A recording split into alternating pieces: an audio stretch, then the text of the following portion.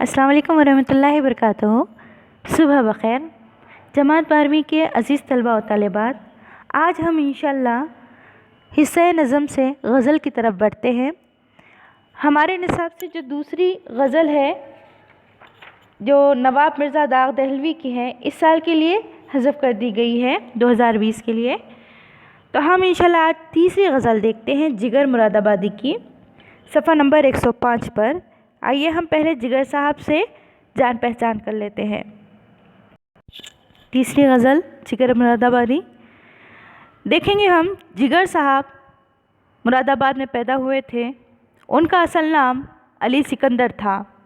वो 1890 में पैदा हुए। जिगर के वालिद मौलवी अली नज़र भी शायर थे। वालिद का नाम था मौलवी अली नज़र, वो भी शायर थे। जिगर कम उम्र ही में शेर कहने लगे थे।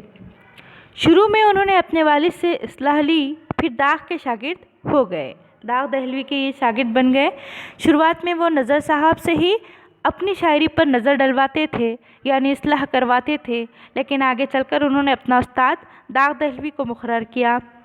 मुंशी अमीरुल्लाह तस्लीम और असगर गोंडवी से भी मशवरा सुखन किया, यानी सुखन के लिए, कलाम के लिए उन्होंने मशवरा किया।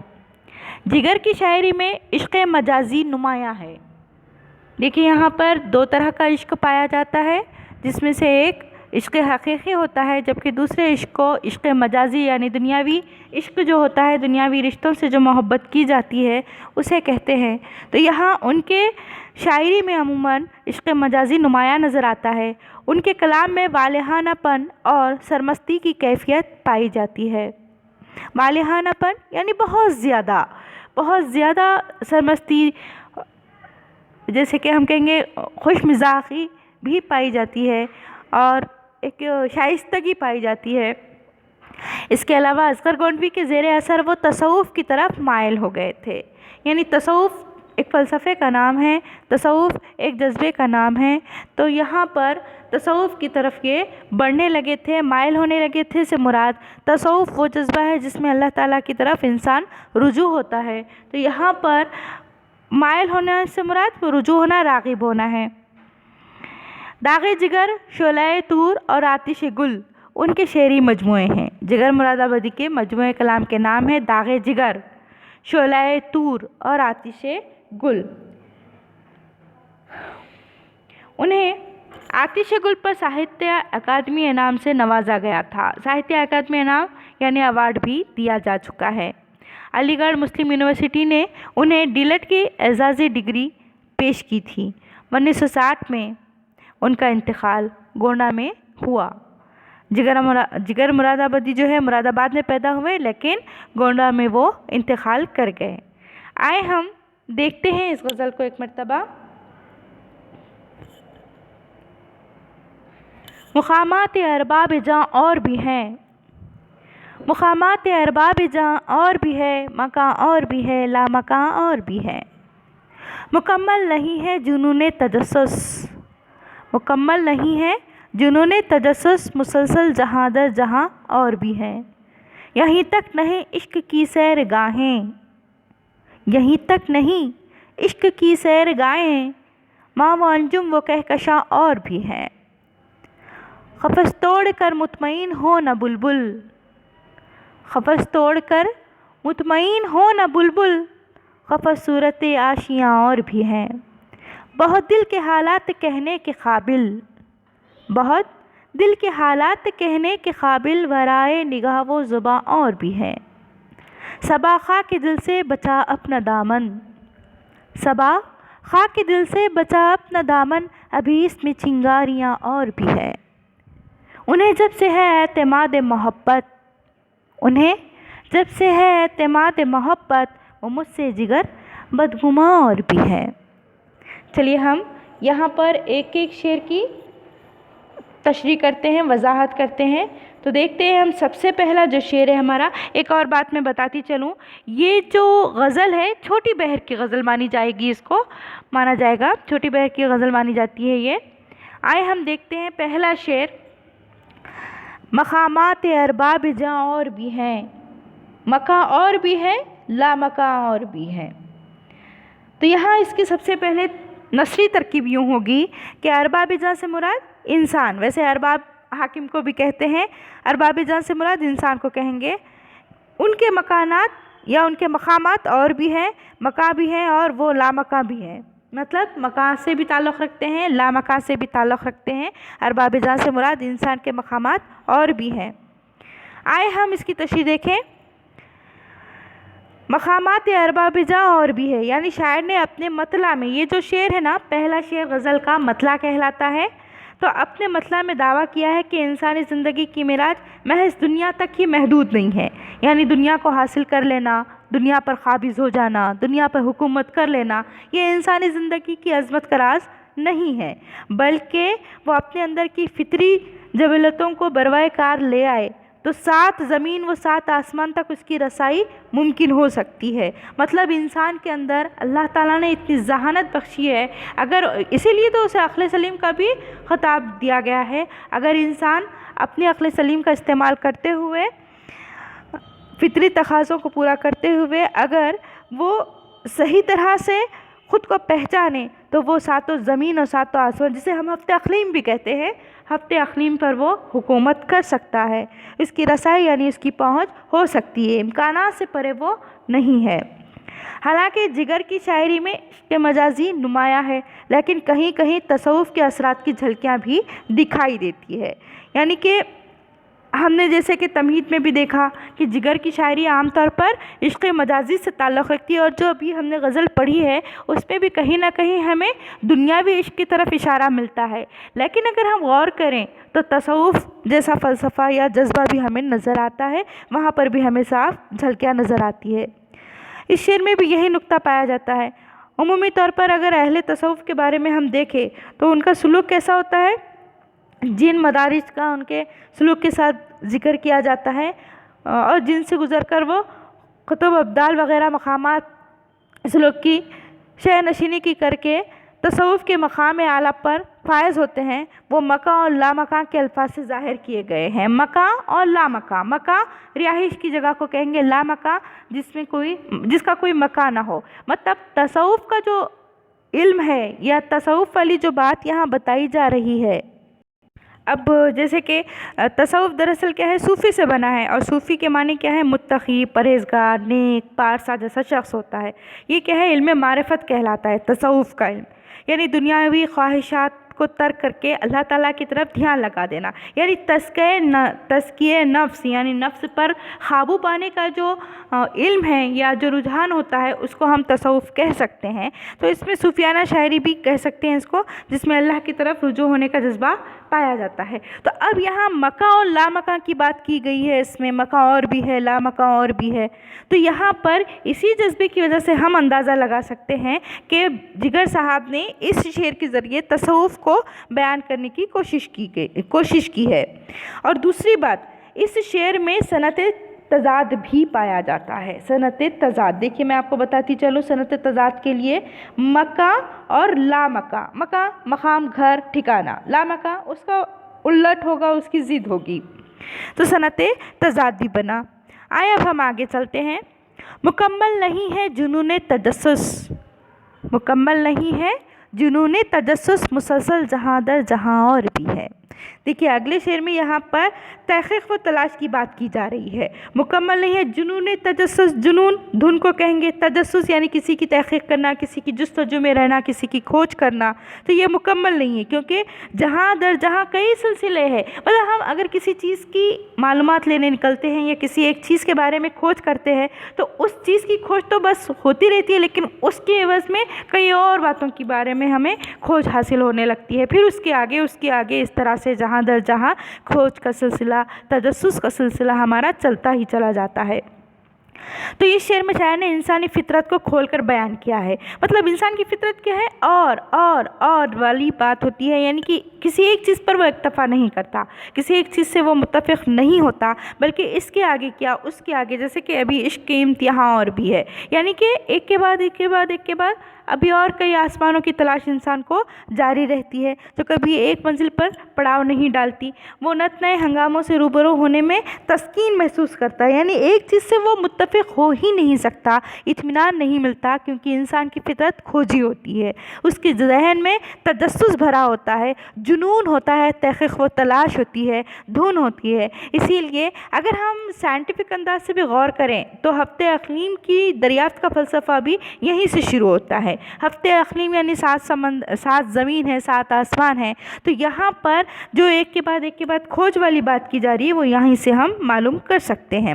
اور انسان کھوجی فطرت کا ہونے کی وجہ سے کسی ایک منزل پر وہ متفق نہیں ہو سکتا، کسی ایک منزل کو وہ اپنی طرح نہیں سمجھ سکتا، اس کا خیال ہی نہیں جاتا، بلکہ وہ بار بار تحقیق کرنا پسند کرتا ہے، سفر میں رہنا پسند کرتا ہے، اور ایک نئے جہاں سے دوسرے نئے جہاں کی سمت وہ آشنا ہونے کے لیے رواں دواں ہوتا رہتا ہے، اور پھر یہ سفر کا یہ سلسلہ زندگی کے خاتمے تک جاری رہتا ہے۔ اسی لیے تو اقبال نے کہا تھا کسی وقت کہ حیات ذوق سفر کے سوا کچھ اور نہیں، حیات ذوق سفر کے سوا کچھ اور نہیں، مطلب زندگی کا مقصد ہی ذوق سفر ہے، یعنی سفر کرنا ہی زندگی ہے، ایسا کبھی اقبال نے بھی کہا تھا۔ آگے بڑھتے ہیں۔ یہیں تک نہیں عشق کی سیرگاہیں، یہیں تک نہیں عشق کی سیرگاہیں، ماں و انجم و کہکشاں اور بھی ہیں۔ مطلب یہاں پر عشق کی سیرگاہیں یہیں تک ممکن نہیں ہے، بلکہ ماہ و انجم اور کہکشاں، ستارے، سیارے اور چاند سورج وغیرہ کی انجمنیں ابھی اور بھی ہیں۔ تو دیکھیے گا یہاں پر شاعر نے اپنے عشق کا اقرار ضرور کیا ہے، یہاں پر یہیں تک نہیں عشق کی سیرگاہیں، مطلب یہ ہوا کہ شاعر عاشق ہے، شاعر نے اپنے عشق کا ثبوت دیا ہے، شاعر نے عشق ہونے کا اقرار کیا ہے، لیکن مثل یار پر اصرار بھی نہیں کیا۔ مطلب شاعر یہ بتاتا ہے کہ وہ عاشق ہے، اسے عشق ہو چکا ہے، لیکن یہ نہیں بتایا کہ اسے جس سے عشق ہوا ہے یعنی اس کا معشوق اسے ملا بھی ہے کہ نہیں، اس بارے میں اس نے کچھ بھی نہیں بتایا۔ اس کے نزدیک محبت میں دیدار و ہمنشینی ہی ہدف ہونی چاہیے، بلکہ اس سے آگے اور بھی منزلیں ہیں۔ مطلب شاعر کا مزاج یہ ہے، وہ عشق تو کرتا ہے لیکن عشق کا حاصل صرف اور صرف محبوب کا وصال ہے، یہ نہیں سمجھتا وہ، مطلب اس کو یہ نہیں بتانا ہے، وہ یہ نہیں بتاتا کہ عشق کرنے کے بعد صرف محبوب مل جائے یا پھر اس کا نشانہ ہم نشینی، مراد یہ ہے کہ محبوب کے پہلو میں بیٹھے، یہ اس کا مقصد نہیں ہے، بلکہ اس کا یہ ماننا ہے کہ عشق میں اور بھی منزلیں ہوتی ہیں، انہیں بھی ہمیں آگے بڑھانا ہوتا ہے، انہیں بھی حاصل کرنا ہوتے ہیں۔ جیسے کہ منزلوں کو شاعر نے ماہ و انجم اور کہکشاں کا نام دیا ہے، صرف وصال یار کو ہی اس نے عشق اور عاشقی کا جذبہ نہیں کہا، بلکہ ماہ و انجم اور کہکشاں کے وصال کو بھی اس نے، ان کی منزلوں کو بھی اس نے عشق کے درجے میں لایا ہے۔ اس استعارے میں معنی کا ایک جہاں آباد ہے، اگر ہم بہت غور کرتے ہیں تو پتہ چلے گا یہ جو ماہ و انجم اور کہکشاں والی جو بات کی گئی ہے دراصل استعارتاً کہی گئی ہے، اور اگر ہم اور غور کریں تو پتہ چلے گا اس میں بہت سارے معنی پوشیدہ ہیں۔ یہاں پر عشق و محبت کی روایتی بیان سے ہٹ کر کے اگر ہم غور کریں، روایتی بیان کیا ہے؟ ملنا ملانا، محبوب، عاشق، معشوق، اس کے بعد ان کے ملنے ملانے کے وصل اور جدائی کے جو واقعات ہوتے ہیں، اتنی ہی باتیں نہیں ہیں، بلکہ اگر ہم غور کریں تو اس میں بہت ساری باتیں ہمیں معلوم ہوگی۔ مطلب ہمیں ایک اقبال کا پھر ایک شعر ہے، یا ان کا ایک علامتی پرندہ ہوا کرتا تھا شاہین، شاہین کو وہ بہت پسند کرتے تھے، کیونکہ شاہین کی فطرت میں آگے اور آگے اور آگے بڑھتے چلے جانا ہوا کرتی ہے، تو یہاں پر اس کی فطرت ہے یہ، تو شاہین ان کا ایک علامتی پرندہ ہوا کرتا تھا۔ شاعر نے یہاں پر بھی کہا کہ ماہ و انجم و کہکشاں اور بھی ہے، مطلب یہاں پر صرف اتنی ہی سیرگاہیں نہیں ہیں، سیرگاہیں مطلب سیر ہو جانا یا پھر مطمئن ہو جانا، عشق سے مطمئن ہو جانا۔ عشق میں عام طور پر کیا ہوتا ہے؟ وصل یار کے بعد معشوق اور عاشق ایک دوسرے سے مطمئن ہو جاتے ہیں، تو یہاں یہ بات نہیں ہے، بلکہ یہاں پر شاعر نے اپنے عشق کے درجات کو اور بھی بلند بتایا ہے، اور اسی لیے اس نے کیا کہا ہے کہ شاہین کی صفت کو یہاں پر خطاب کیا گیا ہے۔ در حقیقت شاہین کو چھپایا گیا ہے، شاہین تو پس پردہ ہے، لیکن اس کی صفت کو بیان کرنے کی کوشش کی گئی ہے، کیونکہ وہ کسی ایک منزل پر نہیں ٹھہرتا، بلکہ اپنی پرواز کو وہ ہمیشہ آگے رکھتا ہے، اور آخری اس کی منزل کوئی ایک نہیں ہوتی، بس اس کی پرواز منزل در منزل ہوتی چلی جاتی ہے، پرواز کا سلسلہ اس کا کبھی تھمتا ہی نہیں۔ جیسے کہ شاعر اسلام علامہ اقبال نے کہا تھا کسی وقت، تو شاہین ہے پرواز ہے کام تیرا، تو شاہین ہے، پرواز ہے کام تیرا، تیرے سامنے آسماں اور بھی ہے۔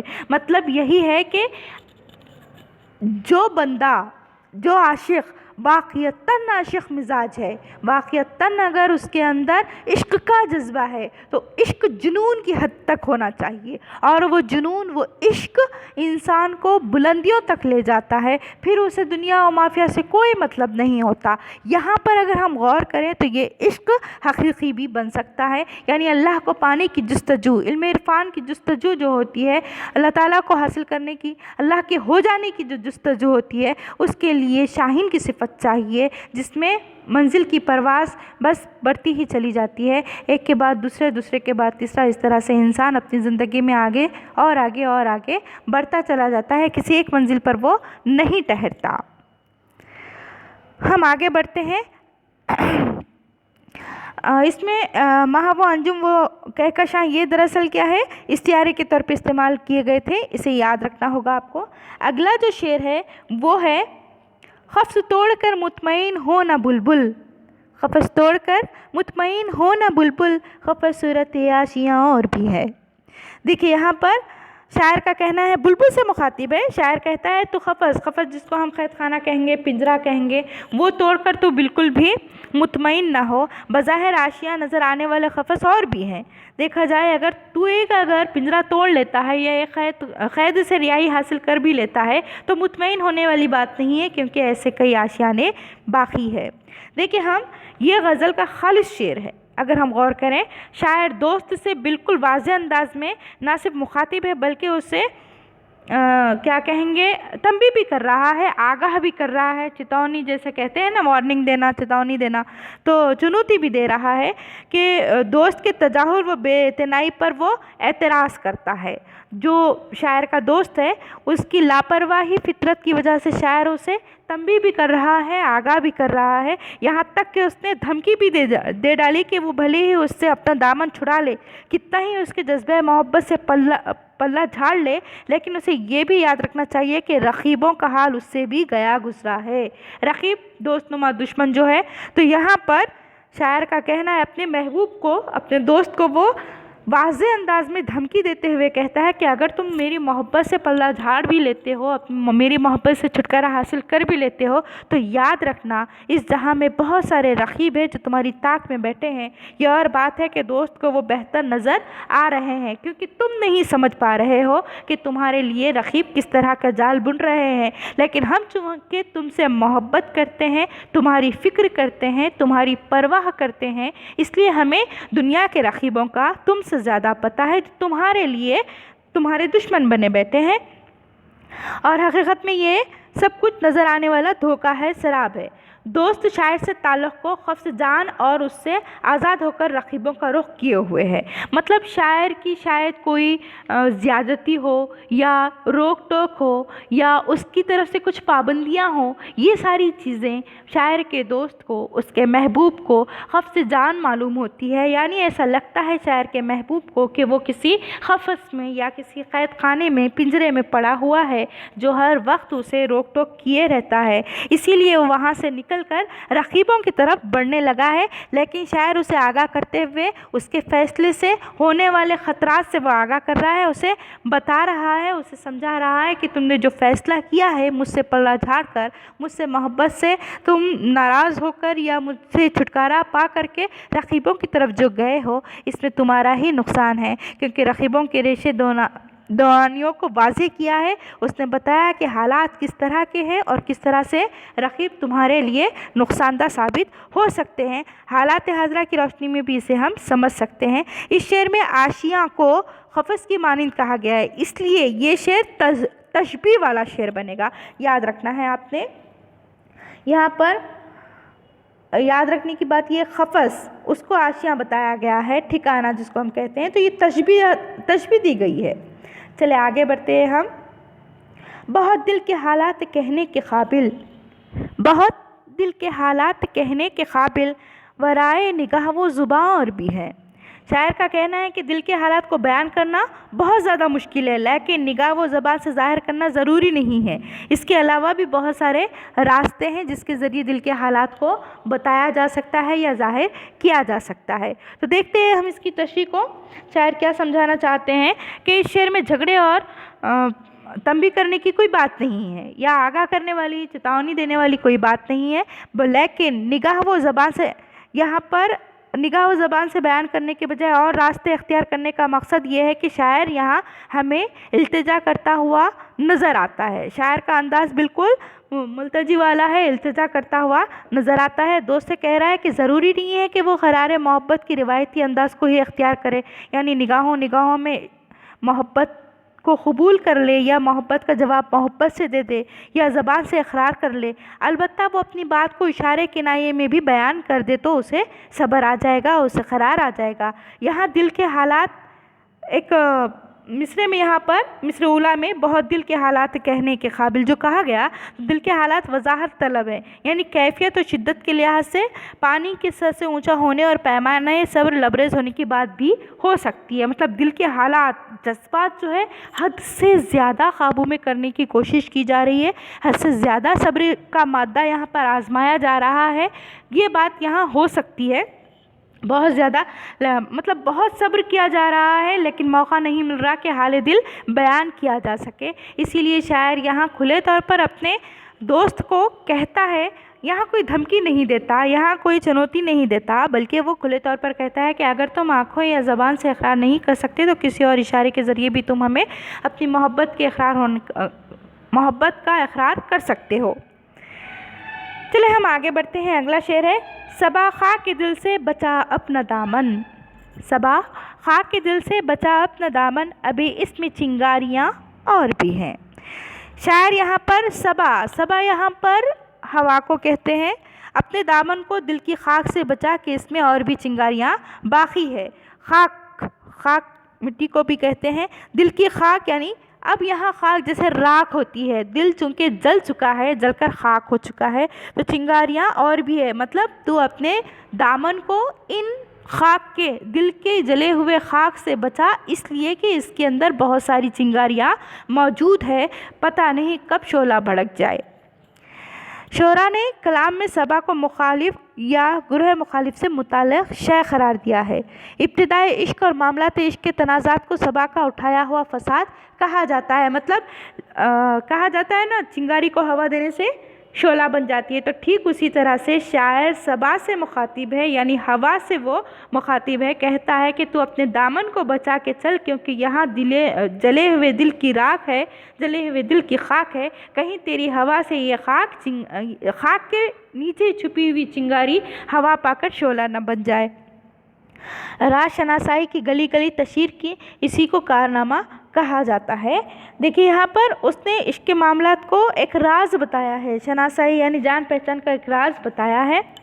دیکھیں ہم راہ محبت کے نشے و فراز، دل کی گفتگو کیفیات، محبوب کی ہاں یا نہ جیسے جذبات اور اس طرح کے بہت سارے عذر ہوتے ہیں جس سے شاعر کا دل خاکستر ہو گیا ہے، جلا ہوا ہے، کبھی بہانے بازیاں ہیں، کبھی کیفیات ہے، کبھی محبوب کی ہاں یا نہ کے جذبے ہیں، یا کبھی عذر و بہانے ہیں۔ یہ تمام باتوں کی وجہ سے محبوب کا دل جل کر خاک ہو چکا ہے۔ ایسے مہیب حالات میں بھی جب اس کے سر پر عشق کا سودا سوار ہے، وہ نہیں چاہتا کہ اس کا راز عشق کھل جائے۔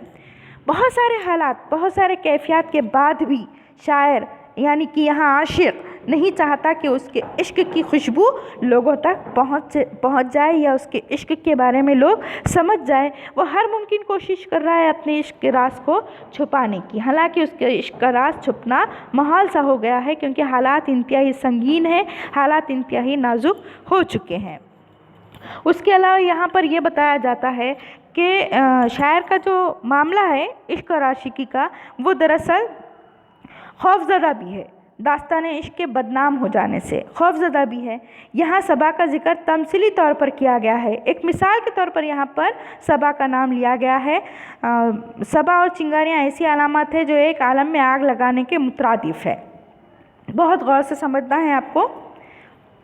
صبا ہوا کا کام کرتی ہے اور یہاں پر چنگاریاں चिंगारियों को हवाओं की ज़रूरत होती है शोला बनने में, तो ये दोनों एक दूसरे के लिए मुतरादिफ बन जाएंगे। लिहाजा यहाँ पर तमसीली तौर पर सबा का इस्तेमाल हुआ है। शायर सबा से भी मुखातिब है कि वो उसके दिल को राख का ढेर समझकर उसके करीब आने की बिल्कुल भी ना गलती करे।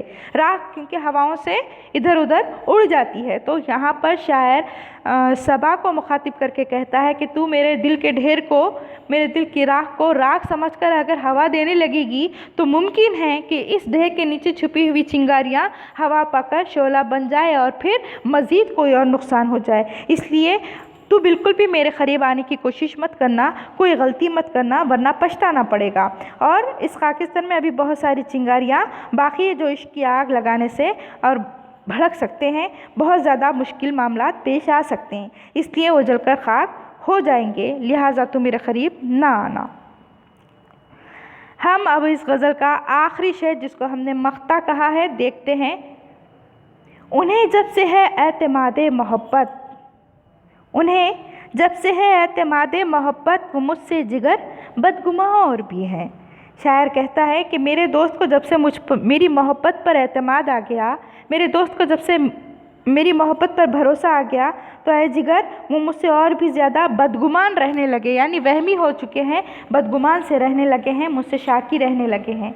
दर हकीकत क्या है यहाँ पर, राह मोहब्बत में अक्सर शायर से मुराद यहाँ आशिक लेंगे हम को दोस्त के मिजाज व इरादे के तई खौफज़दा पाया जाता है। मतलब कहीं उसका महबूब, उसका आशिक जो है वो नाराज़ ना हो जाए, कहीं उससे बिछड़ ना जाए, कहीं उसकी किसी बात से वो बिफर ना जाए, नाराज़ ना हो जाए, कहीं उससे दूर ना हो जाए। इस बात को लेकर के वो हमेशा खाइफ रहता है, खौफज़दा रहता है। शायर के दिल का भी मामला कुछ इसी तरह से है, इसी तरह उसके दिल में भी कोई ना कोई खटका लगा रहता है। इसीलिए इस शेर में शायर ने दोस्त को खौफज़दा करने का कमाल कर दिखाया है। क्या कहता है, उन्हें जब से है एतमादे मोहब्बत, वो मुझसे जिगर बदगुमा और भी है। मतलब शायर का कहना है कि माशूक को जब इस बात का इल्म हो गया कि उसका आशिक उससे हद दर्जा मोहब्बत करता है, और इस बात का भी इल्म हो गया कि वो मेरे बगैर रह नहीं सकता, उसका गुजारा मुश्किल है, तो इसीलिए यहाँ पर वो बहुत ज़्यादा खाइफ कर रहा है। मतलब ये एहसास दिला रहा है कि तुम्हारी फ़लाँ बात से मुझे नाराज़गी हो सकती है, या फ़लाँ बात से मैं नाराज़ हो सकता हूँ, तुमसे दूर हो सकता हूँ, तुमसे बिछड़ सकता हूँ। मतलब कहीं ना कहीं उसके दिल में खौफ व हिरास का माहौल पैदा किया जा रहा है, उसके दिल में खौफ पैदा किया जा रहा है, उसको खौफज़दा किया जा रहा है, उसको खटका हो रहा है कि कहीं ऐसा मामला ना हो जाए। बड़ी कोशिशों के बाद दोस्त ने इकरार मोहब्बत करके शायर को अपनी मोहब्बत का भरोसा दिलाकर उसे बामुराद तो कर दिया, लेकिन उसे शायर की मतलून मिजाजी यानी कि गैर मुस्तकिल मिजाजी परेशान किए हुए हैं। ये बिल्कुल आम सी बात है। शायर यानी कि आशिक ने बहुत कोशिश की थी माशूक को अपना मुरीद बनाए, या अपनी मोहब्बत का एहसास जगाए, या अपनी मोहब्बत का एहसास दिलाए। बहुत मन्नतों मुरादों से, बहुत कोशिशों के बाद शायर के दोस्त ने यानी उसके माशूक ने उसे उसकी मोहब्बत का एहसास कर लिया, या उसने इकरार कर लिया कि उसे भी मोहब्बत हो चुकी है, या उसकी मोहब्बत को वो कबूल करता है। लेकिन शायर का जो दोस्त है, माशूक जो है, वो अभी बहुत परेशान है। क्यों? कि शायर का जो मिजाज है वो गैर मुस्तकिल है, वो कुछ गैर ज़िम्मेदार सा बंदा है। इसीलिए शायर एतमाद मोहब्बत होने के बावजूद शायर की गैर मुस्तकिल तबीयत की वजह से यहाँ पर परेशान दिखाई देता है। ऐसा रंग न दिखाए यहाँ पर तबीयत की करिश्मा साजी कोई ऐसा रंग ना दिखाए उसे कहीं पशेमानी व जगहसाई का सामना करना पड़े। मतलब उसने दावे तो कर दिए, शायर ने या आशिक ने दावे तो कर दिए कि मैं हमेशा तुम्हें अपना कर रहूँगा, अपना बना कर रहूँगा, या मैं तुम्हारे साथ ही रहूँगा। मोहब्बत के दावे किए, मोहब्बत का वास्ता भी दिया, और महबूब ने, माशूक ने मोहब्बत का इकरार भी कर लिया, मोहब्बत को मान भी लिया, एतराफ़ भी कर लिया, कबूल भी कर लिया। लेकिन उसके बावजूद माशूक के दिल में ये डर है कि कहीं यहाँ पर आशिक जो है उसके साथ कोई ज़्यादती न कर बैठे, कहीं उसे भुला ना बैठे, कहीं उसे नज़रअंदाज ना कर दे। इस बात का इसलिए कि क्योंकि वो गैर ज़िम्मेदार है, इसलिए कि वो गैर मुस्तकिल है, इसीलिए उसको अपनी जगहसाई और अपनी पशेमानी की फ़िक्र लगी रहती है। गज़ल का ये मख्ता जिगर की शौक़ियत तबाह का आईना है। दरअसल इस मख्ता के ज़रिए या इस शेर के ज़रिए जिगर मुरादाबादी की तबीयत को वाज़ेह करने की कोशिश की गई है। अपने महबूब के वसवसों से वो अटखेलियाँ करता दिखाई देता है, यानी महबूब के वसवसों से वो अच्छी तरह से वाकिफ़ है कि महबूब किन बातों की वजह से फ़िक्रमंद है, कौन सी बातें महबूब को या माशूक़ को फ़िक्रमंद किए जा रही है, ये बातों से वो वाकिफ़ है। इसीलिए वो अपने महबूब के मज़े लेता दिखाई देता है, उसके साथ शूखियाँ करता हुआ दिखाई देता है। एतमाद और बदगुमान, यहाँ पर देखिए फिर से दो लफ्ज़ आए हैं, एतमाद, ठीक है। हम देखते हैं यहाँ पर एतमाद और फिर है बदगुमान। तो इस हिसाब से हम देखेंगे कि ये सनत तज़ाद का शेर है मानी के लिहाज से, इसलिए सनत तज़ाद इसमें इस्तेमाल की गई है। तो अल्हम्दुलिल्लाह हमारी ये गज़ल यहाँ पर मुकम्मल होती है। उम्मीद है कि आप सभी को समझ भी आई होगी।